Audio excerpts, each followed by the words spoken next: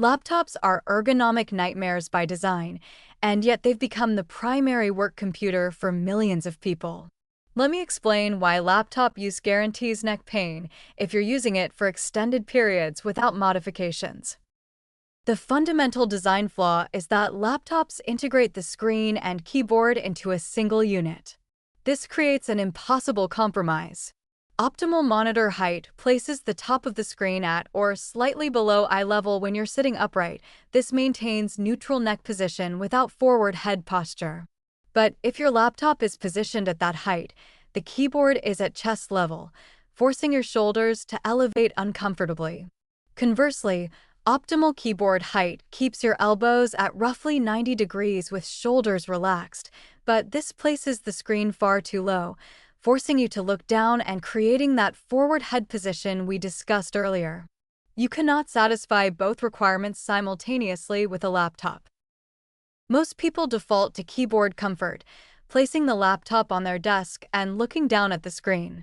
This is the worst choice because you're in that forward head posture for hours daily, creating the biomechanical cascade of neck pain, upper back rounding, and shoulder protraction.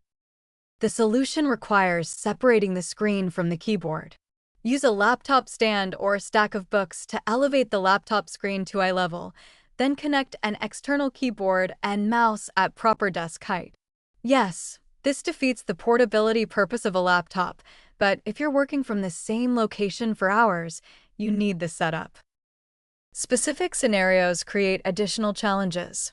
Hot desking environments where you move between workstations make personal ergonomic setups impractical.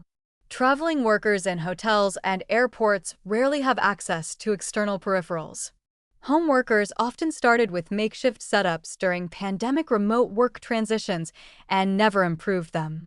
And the absolutely worst scenario, working from couches or beds with laptops on your lap or propped on pillows. This is catastrophically bad for your spine. Makeshift solutions can help when proper equipment isn't available. Stack books or storage boxes to elevate your laptop. Use a tablet as a second screen, positioning it at eye level while the laptop sits lower as a keyboard. Invest in compact portable accessories, foldable laptop stands, travel keyboards, and mice that fit in a backpack. From an employer perspective, providing a monitor and external keyboard for laptop users costs maybe $100 to $200 and prevents thousands in workers' compensation claims. It's an absurdly cost-effective intervention. For remote workers, equipment stipends or direct provision of ergonomic accessories should be standard. There's legal liability here too. Employers knowingly allowing workers to use laptops in harmful configurations could face workers' compensation claims and lawsuits. We're seeing a concerning rise in laptop-induced injuries among younger workers who've never used desktop computers. They grew up with laptops and tablets, using them on couches and beds, and they're developing spinal problems in their 20s and 30s that we previously saw only in much older populations. This is a generational health issue we're not addressing adequately.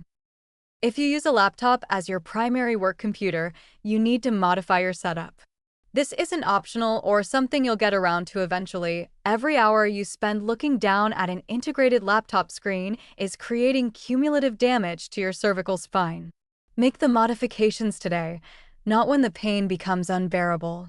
Prevention is always easier than trying to reverse established injuries. The laptop is a fantastic tool for true portable computing, checking email, at a coffee shop, working on a flight, making presentations.